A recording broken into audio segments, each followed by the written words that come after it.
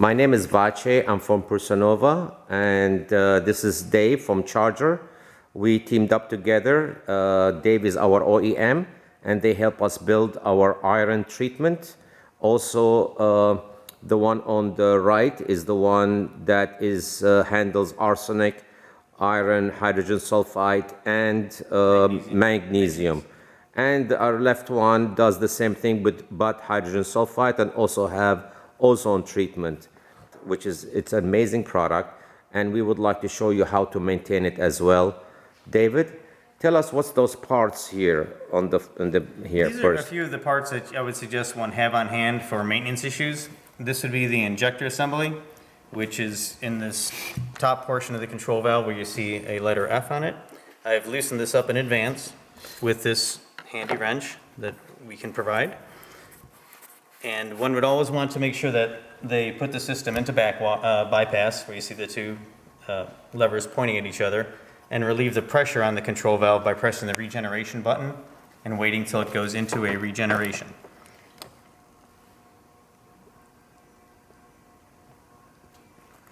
Okay. And therefore, you're releasing the pressure on the control valve so that when you open this, you don't get sprayed with water. Got it. So release pressure first, Yes. and then open that Right. cap. Now you'll see the injector here, which is the top part of this piece. With this cap, you can use it as a tool to just pop that injector out. You just grab it with the lip of that, and now it's loose. Over time, it'll get plugged up with iron, so you might have a little more difficulty getting it out, and you might have to grab one of those pliers. Just be careful not to damage anything down here on the injector, because that's the most important part of it. You can many times just look through it, see if it's clear, take something like a toothpick, run in each end. Just clean to it make up. sure it's cleaned out. I wouldn't suggest using anything too rough because you don't want to score it. Right. What I suggest is that they have one on hand and they can take this one out, put it in iron out overnight so it gets cleaned up really well, and replace it with the new one. Got it. It's a very inexpensive part. Just put it back in, you just pop that in. This is a hand tightened portion of the control valve. You do not need to use the wrench to stop it from leaking. Actually, all of the fittings on the control valve itself, even where the bypass goes, and the fitting kit that goes in the back are just hand tightened nuts. There's a nice O-ring seal on it. You don't need to go crank it down with a pair of channel locks or anything of that nature. How do they know that they need to replace this part? Many times what they'll find out is they might get realize that the system's not removing iron any longer, so they're gonna think there's something wrong with the system, and it can be something as simple as that injector.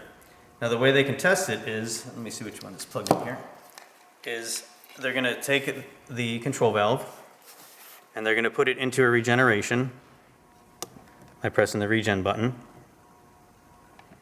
Takes a few seconds. The first cycle is gonna be the backwash cycle.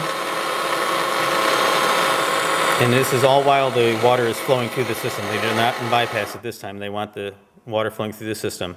So you're gonna press the regen button again. Now they're gonna be in the brine, what used to be the brine cycle on a softener, but in this case it's the air draw cycle. And they can take this little bug screen off and put their finger over here. They should feel suction at this point in time. If they don't feel suction, most commonly it's gonna be the injector that I just showed you that is gonna be plugged with iron or some other debris.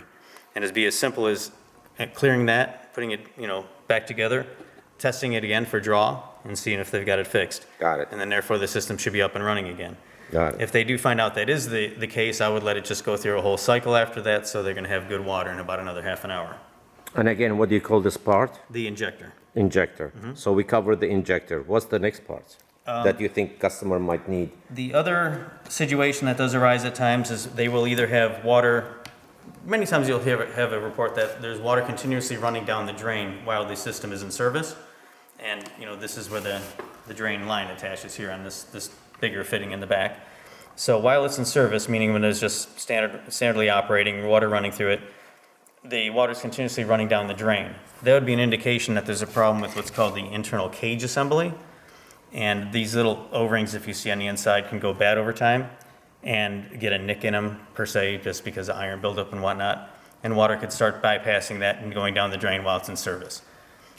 Another reason to replace this would be if instead of drawing air in like we showed you before, when we're dealing with the plug injector, it's actually pumping water out. If that is happening, instead of drawing it in, most likely it's a cage assembly that needs to be replaced. And how do you replace that? We would take the cover off the control valve. Of course, again, we want to, unfortunately, I don't have a bypass on this one, but we want to put the system into bypass. I'm like putting that. it bypass. Those are gonna be Those- horizontal. Right, normally they're, this is the Normally they're inlet, like and that's that? the outlet, right. Okay. So you just twist them so they're facing each other. And that's, some you shut bypass. them off. And then, of course, you want to, like I showed you before, pressing the regen button, which is what's going to release the pressure on the control valve. So just stepping it through here since we already had this one going. So once the pressure's relieved, we're going to want to disassemble the front part of the control valve. And it's very easy to do. Just going to get this to stop. You've got your power over here. So you disconnect that. And then these two tabs up top. I'm looking at it backwards, so it's kind of hard for me to see it. Let's see. You can take the circuit board assembly off. Unthread those. Just set that aside. So now you've got the drive cap here. This is where this wrench is particularly needed. You could potentially take a flat screwdriver and work through the notches in the back, if you see. If you were in a bind, which is not so hard to get it off in this case, but putting it back together can take quite a while by just going notch, notch, notch. So this, like I said, this wrench again is the greatest tool one can have for this. And you're just gonna put that on those notches, push down a little bit, get it started.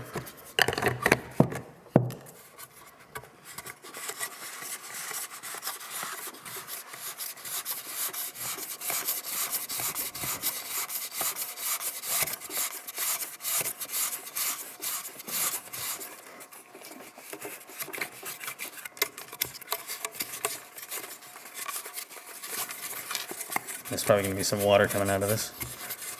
There definitely would be if it was installed in a home. So now you're going to pull off this drive cap, which has the piston. This is the main piston, and this is what's called the brine piston. This is piston and this is brine piston. And we kind of recommend, if you're going to go through this effort to take it apart and replace it, that you replace these two pistons as well. So if you're gonna change this, might as well change those two. Because obviously something has happened and it could have scored the piston, be it some just iron over time, debris scored the piston, and that could allow leakage as well. So while you've got it apart, you might as well replace it. Understood. And there's a little notch that we're looking for here to snap this piston off. There you go. You see in the end, it just has a little notch where this Yeah, piece latches into. yeah, I see it. You see the notch over there? Yep, and there is And a then there's notch also a here. notch on the bottom for this one to snap out of. If I could see. Got it. So these pieces come as two parts, they're lubricated, so it's a little bit of grease right there. Slippery. And now, this is this part we're referring to here, the cage assembly. You simply grab it and pull it out, dispose of it. Some people might want to try to clean it up and reuse it, but if you're having issues with it, you're not going to be able to reuse it. So might as well just discard it, slide the new one in, put this piston back together, put it on the shaft. Which is, these are the ones pieces, that in right. case you need to change them, you just put them back in. Right, now, and you saw that I had loosened this so that we could get down to where the rod is. When we want to put it back together, we want to make sure that this is screwed all the way in so that shaft is out. Otherwise, the piston is going to be too long for us to screw it back into the control And valve, how do you do that? just by hand. Okay, Now, granted, we're dealing with clean control valves here that haven't seen iron. yeah, In time, with the iron breaker, you may have issues where this is all caked up with iron, and it might be hard to get it out. Understood. There is a little tool that can use to be extracting it. Yep. I don't care for it too much. I think you're better off just grabbing hold of it, picking it I'll out pull it out. one at a time with a pair of pliers or whatnot. Okay. Just being careful not to score the valve. Another thing what you can do at this point in time when it's all taken apart is now you have this big empty cavity, which you see, there's really not much to it. You could open the inlet valve, put a bucket in front, and flush the control valve out a bit. For instance, with the system we're using the ozone generator, you could be dealing with this to kill iron bacteria. So you might have a big buildup in the tank and potentially on the bottom of the control valve. And that would be a good way to flush it out to get the valve closer to looking like it was new. If you really wanted to go to the effective cleaning it all out, you could screw the valve off the tank, put it into a vat of iron out overnight, and get it really clean and put it back together. but in most cases, you don't have to do that.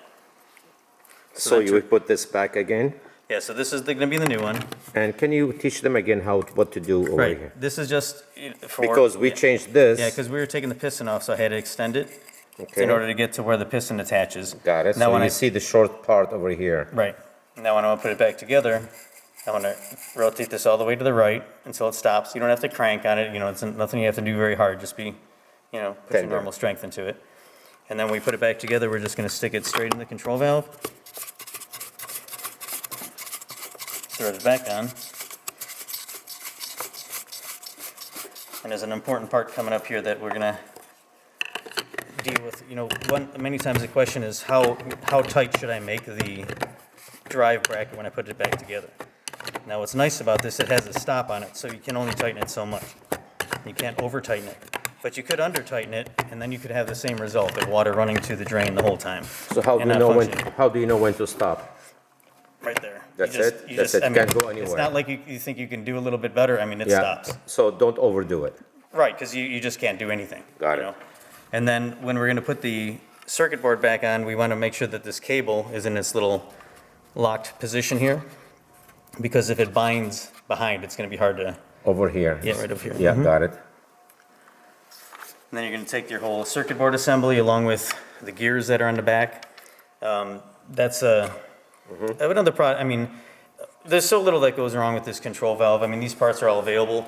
If we would lay out every part you potentially would need to rebuild this whole control valve, I think you might end up with 10 pieces, which is Got it. really nice, especially for someone that's used to doing work themselves, like on a farm where they, you know, they don't want to have a dozen parts sitting on their shelf. It's a very economical valve to have, and yet, And you said you gotta put the bottom one first? yeah, there's those little, Yeah. if you notice, there's little notches here. Here, okay. Now, of course, the valve is black, so it's kind of hard to see, but there's two little carriages here that they snaps into. Okay. You just have to line up that center rod into the hole there. And you want to hear that snap. Got it. If you push it together and it's not snapping, could potentially have an error when you go to plug the system back in. Understood. So it's just, that's, you know, the best way to handle it there. I made the cord a little bit short, but I can make it work. And these can't be mixed up, by the way. They, you know, each one has its certain spot to go. And that's it? Yep, and then it'll find home. What did you just do? It just does it plug in, automatically? yeah, it's just gonna find home, yeah, so it does itself. Now granted, it was unplugged, so we might have to change the time of day back to the correct time of day. Okay. Many times it'll hold it. After, I believe, being in for 24 hours, it will keep the time of day if you momentarily unplug it and plug it back in. So the customer have to reprogram the time of Potentially day? the time of day if you have it unplugged for a long period of time. What about, okay, they're gonna do the time and day, and what about flushing regeneration Yeah, that period? does not change because the circuit board saves that information, so you don't have to reprogram it. Got it. The only time you might have to reprogram it is, let's say if they ever had some sort of error in which they had to basically go reset the valve to factory preset, then they'd have to go back and reprogram it. Again, it's not complicated to reprogram, it's just a matter of knowing what the steps are. In order to get into those settings, like the master programming, you're gonna press the next and down till you see the word softening flashing. And this is important too, because many people feel since this is a filter, it shouldn't say softening, it should say filtering. But, which is an option here. If you see, I can change it to a filtering valve, which would be like an automatic backwash carbon filter, for instance, that you might have before your RO system.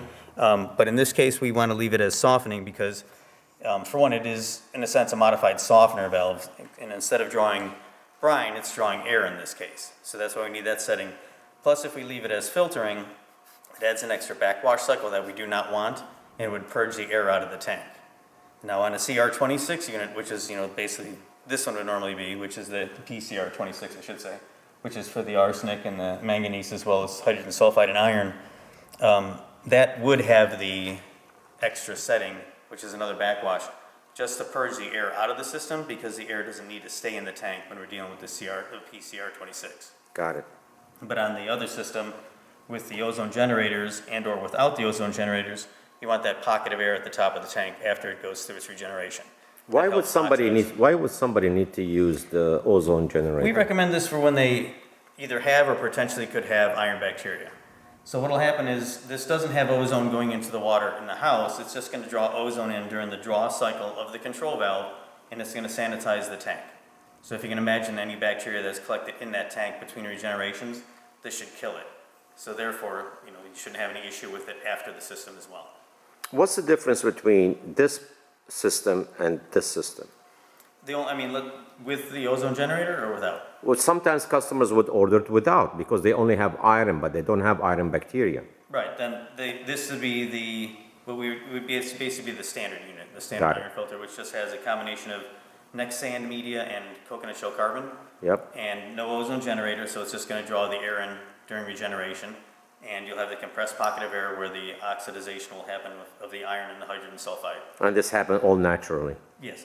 And this is only for iron and hydrogen Smaller sulfide. amounts of hydrogen sulfide, yeah. What's the iron limit that this system can handle? 10 parts per million is what we recommend. 10 parts per million. About 2 to 3 parts of hydrogen sulfide.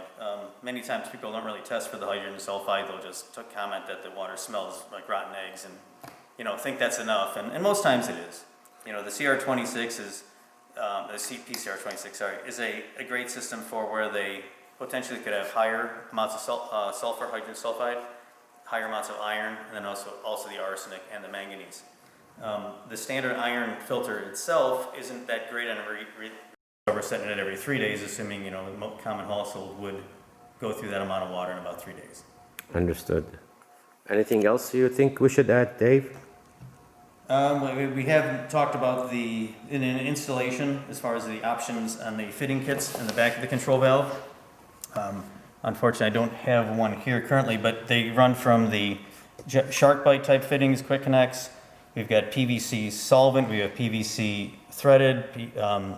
We've also got John Guest plastic fittings, so you can go from the PEX tubing, copper tubing, PVC, CPVC. Every option is covered.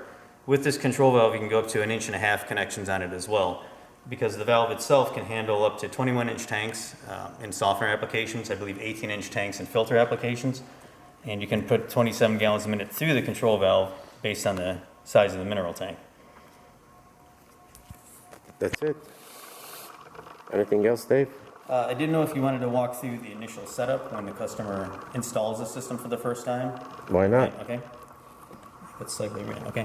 Let's say we're dealing with your standard iron filter with or without the ozone generator. Once the whole system's installed, suppose you'd save yourself a step if you just go ahead and set the clock for the time of day. Let's say it's 6 o'clock-ish now. You just merely set that clock button, hit it once, hit it again, you go to the minutes. So we're going to say it's 6 o'clock at night. You're done. It's the easiest setting the clock. Now, the system should be in bypass, like we're suggesting, when you install it. So now you're going to bring water into the tank for the first time. You want to make sure that your drain line connection is good. These are the fittings for attaching the poly tubing.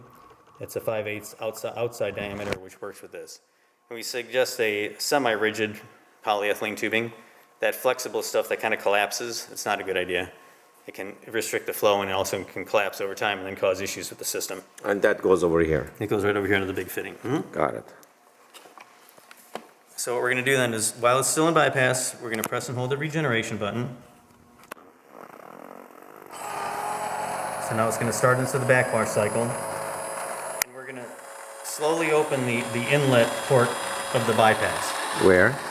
In the back of the system here. We don't want to go crank it up, open all the way, and have a big amount of water flood into the tank that's full of air, because you can throw all the media up into the control valve and you can plug it. So do it slowly. So you want to do it slowly, and it's kind of by ear. You hear the flow of the water into the system, and you'll see the water going out through the drain. Because of the carbon and the neck sand are very dusty materials, you'll see some fines at first. So that's why we want them to fill it real slow and saturate the bed some, so you don't get all the media lifted up and potentially blow some of it to the drain and or plug anything internally into the control valve. So when they do that, because we don't know how long it's going to take to really fill that tank per se, they could unplug it at the moment, just leave it in backwash, because it's only got a 10-minute backwash. Wait till that water runs clear, and again, I wouldn't even suggest them to crank this open all the way until they start seeing that line running clear. And then they know they can put it full into backwash, let it go for a little bit, a minute or two, plug the system in, At this point in time, they know their drain line doesn't leak, they know where it's running to doesn't leak. They could just leave the system as it is and let it walk through the cycles itself so that it's set up with a, a full air pocket in it. And I would suggest that on this system.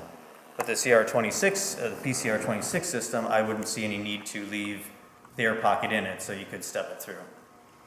With this PCR26 system, it's going to have a pre-charge, so there's not a need to regenerate it when you first put it in. With the standard iron system, you would need to regenerate when you first put it in. And that's how you regenerate it? Yeah, like, so now, like, for instance, like I said, it's going through the cycle after I plug it back in. One could just, start cleaning up their tools, leave the house, let it go through its system, the rest of it on its own, let the homeowner know within about an hour they're going to have good water, aside from, stirring up the pipes when they cut the plumbing and the hot water side. And of course, don't forget to open up the other side so it is actually in service of the bypass. Got it. So first they have to regenerate it? Yeah. For how long? The whole cycle takes, 10 minutes backwash, 40 minutes brine draw, so. Do they have to 50 wait minutes. for it until they open that? No, this is already, they don't, you mean the outlet port? That's right. No, just once they've cleared the line going to the drain, they see it running clear, they can open up both ports. Got it. And that's it? Yes, and the cord that comes with this is a 15-foot cord, so it's really nice that, many times you'll see an application where you plumb in the softener and then you realize, the iron filter, you realize there's no electrical outlet near you, now where are you gonna plug it in? So instead of running an extension cord, this really, goes to, most outlets are gonna be within 15 feet of where they're putting it in. Perfect. David, thank you so much. You're welcome, thank you We very much. really appreciate it. This is David. My name is Vachi from Pursanova. Thank you so much.